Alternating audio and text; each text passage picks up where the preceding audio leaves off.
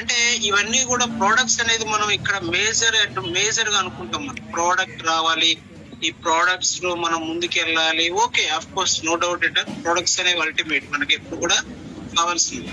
But rest of the part ఏంటంటే products అనేవి ఎంత వాల్యుబుల్, ప్రోడక్ట్స్ కంటే కూడా పే స్ట్రక్చర్ అనేది ద మోస్ట్ వాల్యుబుల్. ఇక్కడ పే స్ట్రక్చర్ ఎట్లానో చెప్తా చూడండి. ఇప్పుడు మన వెబ్సైట్స్ క్రియేట్ చేయాలి. మన వెబ్సైట్ క్రియేట్ చేసిన తర్వాత, ఇది అఫిలియేట్ సిస్టమ్ లో ఉన్నటువంటి ఒక ఐటీ కంపెనీ.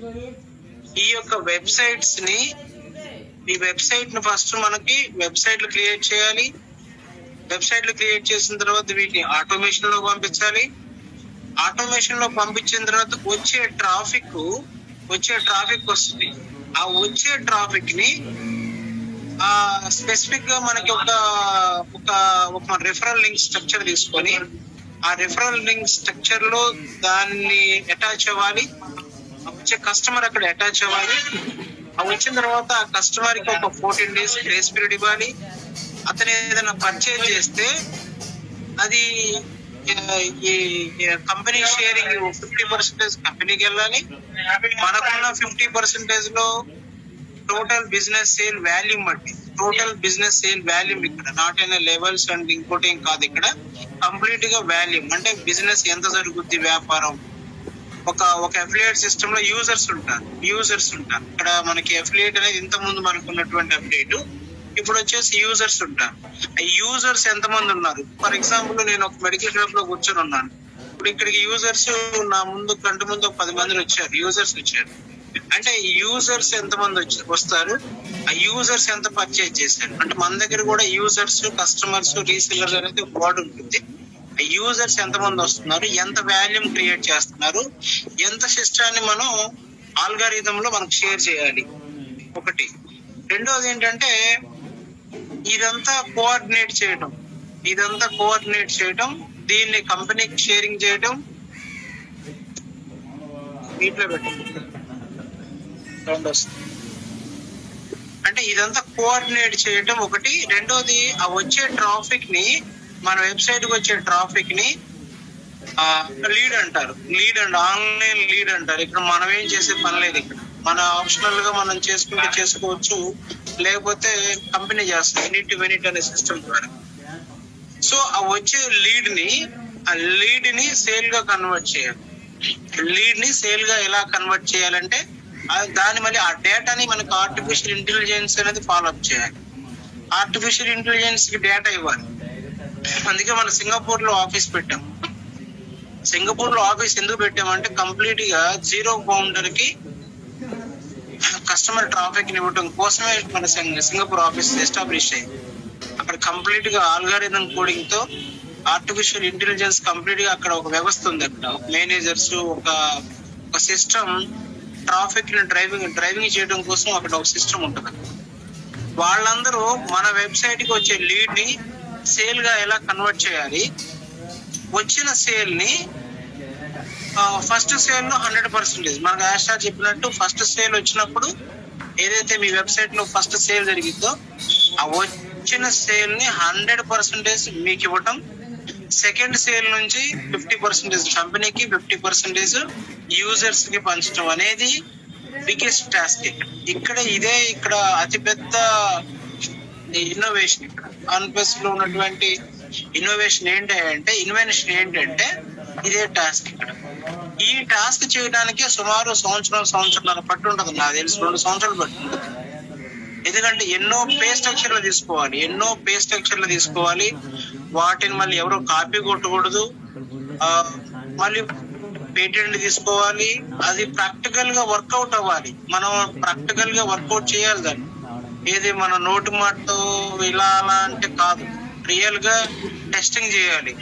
అది ప్రాబిలిటీ ఎంత ఉంది, ఒక జీరో బౌండరీ రియాలిటీలో రెన్యువల్ అవ్వగలడా లేదా అనేది కూడా చేయాలి. నా దృష్టిలో ఐటీ కంపెనీ, ఆన్బేస్డ్ ఐటీ కంపెనీ ప్రోడక్ట్స్ వీటికి ఒక 25% నేను ఒక స్కోర్ ఇస్తే 50% ఇస్తాను. ఏది వెబ్సైట్ కి, ట్రాఫిక్ ని, వచ్చే లీడ్ ని సేల్ గా కన్వర్ట్ చేయడం, దాన్ని మళ్ళీ ఆటోమేషన్ లో పెట్టడం, ఇదంతా కూడా ద బిగ్గెస్ట్ టాస్క్. సో మనకి ఆల్మోస్ట్ ఆల్ ఈ టాస్క్ అవ్వటం అనేది మనందరి అదృష్టం.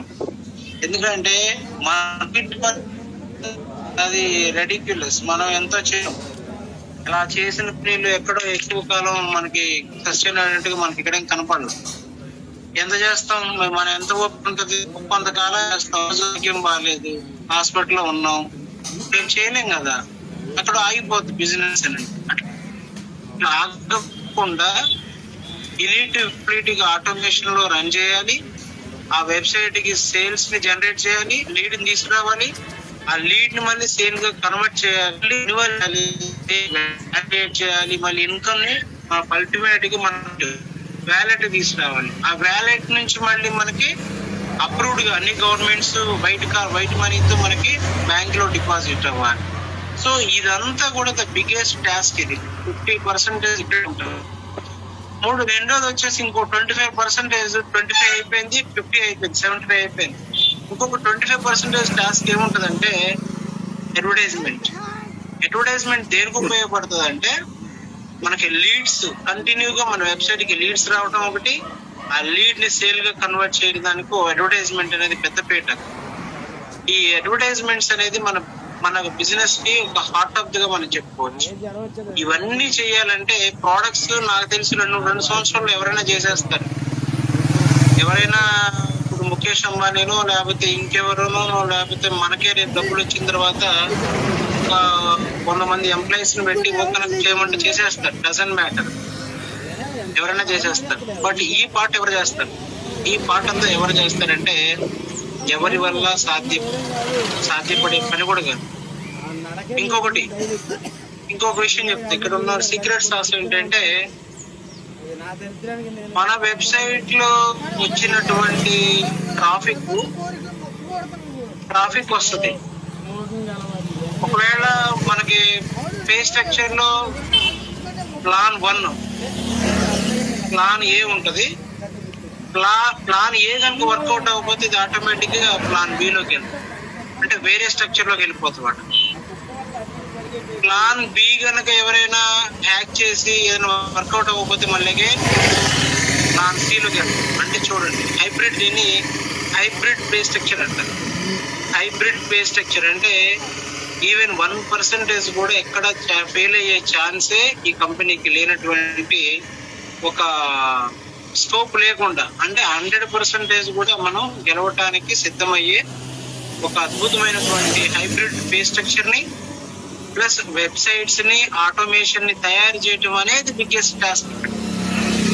సో దాన్ని మనం ఇవాళ ఇచ్చిపోయినాం. కాబట్టి ఆన్ ప్యాసివ్ ని బహుశా యాజ్ ఆఫ్ మై నాలెడ్జ్, నాకున్నటువంటి నాలెడ్జ్ ప్రకారం, అసలు మీరందరూ నాకంటే చాలా జీనియస్లు, మీకు కూడా తెలిసే ఉంటది.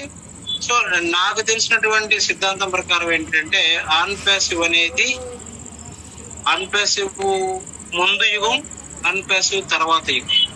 ఆన్ ప్యాసివ్ తర్వాత ఒక యుగం ఉంటుంది, ఆన్ ప్యాసివ్ ముందు ఒక యుగం నడిచింది. ఇప్పుడు మనం చూస్తున్నటువంటి ఇది ఆన్ ప్యాసివ్ వచ్చిన తర్వాత ఏంటంటే, ప్రతి ఒక్కరికి కూడా ఆర్థిక స్వతంత్రం వస్తుంది. అంటే it mean I don't want to say మీకు కోర్టు వస్తే నేనేం చెప్పను, బట్ జీరో బౌండరీకి నెలకు ఒక 50,000 వచ్చినా, 30,000 వచ్చినా, 1,00,000 వచ్చినా ఎంత హ్యాపీగా ఫీల్ అవుతాడండి. అది పర్సిస్టెన్స్ గా రావటం అనేది తనకి యొక్క ఆర్థిక స్వతంత్రాన్ని నిలబెట్టుకుని తను ఒక బెటర్ లైఫ్ ని జీవించడానికి మాత్రం ఖచ్చితంగా ఉపయోగం.